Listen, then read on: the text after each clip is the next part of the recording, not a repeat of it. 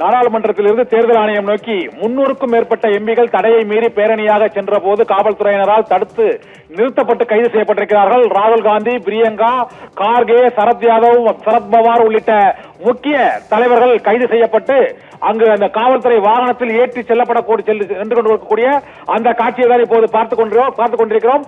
வாக்காளர் பட்டியலில் பல லட்சம் பேரை நீக்கியதை கண்டித்தும் வாக்காளர் பட்டியலில் முறைகேடுகள் நடத்தப்பட்டதை கண்டித்தும் இன்று தேர்தல் ஆணையம் நோக்கி எம்பிக்கள் பேரணி நடத்துவார்கள் என அறிவிக்கப்பட்டு பல்வேறு கட்சிகளைச் சேர்ந்த 25 கட்சிகளைச் சேர்ந்த 300க்கும் மேற்பட்ட எம்பிக்கள் பேரணியாக சென்ற போது பாதியிலேயே தடுத்து நிறுத்தப்பட்டனர். தடையை மீறி அகிலேஷ் யாதவ் உள்ளிட்ட எம்பிக்கள் தடுப்பரன்களின் மீது ஏறி தாண்டி சென்று தடையை மீறி பேரணியாக செல்ல முயன்றனர். அப்போது அவர்கள் அனைவரையும் கைது செய்யப்பட்டிருக்கிறார்கள். அண்மை காலத்தில் நாடாளுமன்றத்தைச் சேர்ந்த 300க்கும் மேற்பட்ட எம்பிக்கள் பேரணியாக செல்லும் போது கைது செய்யப்பட்ட முதல் நிகழ்வு இப்போதுதான் டெல்லியில் நடந்திருக்கிறது. கடந்த பல ஆண்டுகளில் முதன்முறையாக 300க்கும் மேற்பட்ட எம்பிக்கள் 25 கட்சிகளை சேர்ந்த நாடு முழுவதிலும் பல்வேறு கட்சிகளைச் சேர்ந்த எம்பிக்கள் கைது செய்யப்பட்டு வாகனத்தில் அழைத்து செல்லப்பட்டிருக்கிறார்கள்.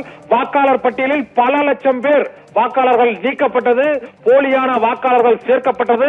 கர்நாடகா மாநிலத்தில் மகேதேவபுரா என்ற சட்டமன்ற தொகுதியில் பல்லாயிரக்கணக்கானோர் அங்கு கைது செய்யப்பட்டார்கள். இப்போது பிரியங்கா காந்தி பேட்டியளிக்கக்கூடிய அந்த காட்சியை இப்போது நாம் பார்க்கலாம்.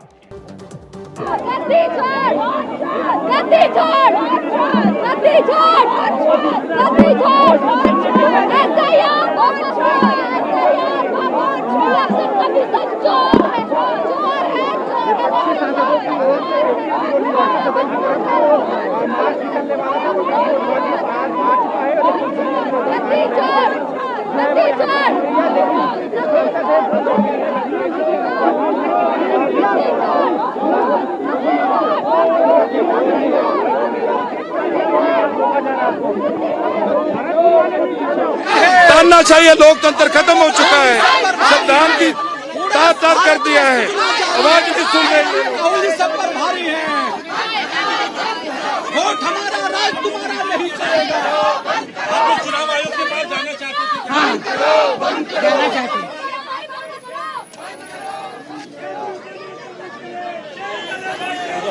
ये दीवाने कहाँ चले?